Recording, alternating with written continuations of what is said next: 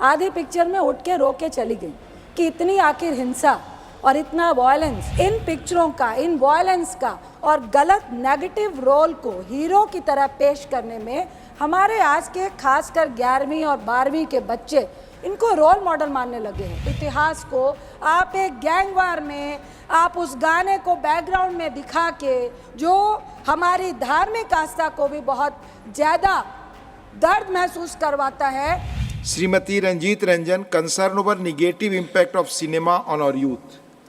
धन्यवाद उपसभापति दी। मैं आपके माध्यम से, जो सिनेमा है वो समाज का आईना होता है। हम लोग बड़े हुए हैं सिनेमा देखकर और काफ़ी इन्फ्लुएंस करता है सिनेमा पिक्चर्स हमारी लाइफ में, खासकर युवाओं की लाइफ में। आजकल कुछ इस तरह की पिक्चरें आ रही हैं, अगर आप कबीर से शुरू करें, पुष्पा से शुरू करें, और अभी एक एनिमल पिक्चर चल रही है।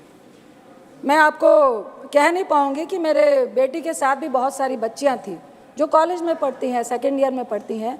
आधी पिक्चर में उठ के रो के चली गई कि इतनी आखिर हिंसा और इतना वायलेंस और महिलाओं के साथ डिसरिस्पेक्ट को जस्टिफाई करना पिक्चरों के द्वारा, मुझे लगता है कबीर में जिस तरह वो अपनी वाइफ को ट्रीट करता है और इस मूवी में जिस तरह से वाइफ को ट्रीट करता है और लोग और समाज और पिक्चर भी उसको जस्टिफाई करते दिखा रही है, ये बहुत ही सोचनीय विषय है। दूसरा, युवाओं पे सभापति जी बहुत सारे ऐसे एग्जाम्पल्स हैं कि इन पिक्चरों का, इन वायलेंस का और गलत नेगेटिव रोल को हीरो की तरह पेश करने में हमारे आज के खासकर 11वीं और 12वीं के बच्चे इनको रोल मॉडल मानने लगे हैं। कई इस तरह की हिंसा हमें समाज में देखने को मिल रही है, जो एग्जाम्पल और जो उदाहरण वो पिक्चरों से लेकर आते हैं। तीसरा, उच्च कोटि का इतिहास है पंजाब का, हरि सिंह नलवा का। उसमें एक गाना है कि फड़ के गंडासी मारी अर्जन वैली ने।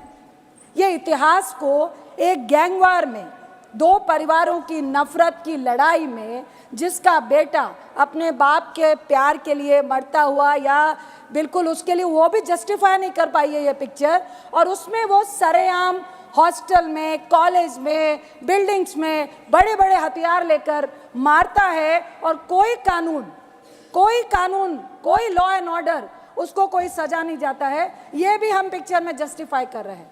जहाँ तक अर्जन वैली का सवाल है उपसभापति जी, हरि सिंह नलवा जो कमांडर इन चीफ थे सिख फौज के, जिन्होंने मुगलों के खिलाफ, जिन्होंने अंग्रेज़ों के खिलाफ उनकी बढ़ती हुई सत्ता को रोकने के लिए लड़ाई लड़ी थी, उनका बेटा था अर्जन सिंह नलवा, जो पाकिस्तान के गुजरात से, वो जब पूरा इंडिया हमारा एक साथ था, और उन्होंने कई मुसलमानों को 1947 में बचाने का काम किया था।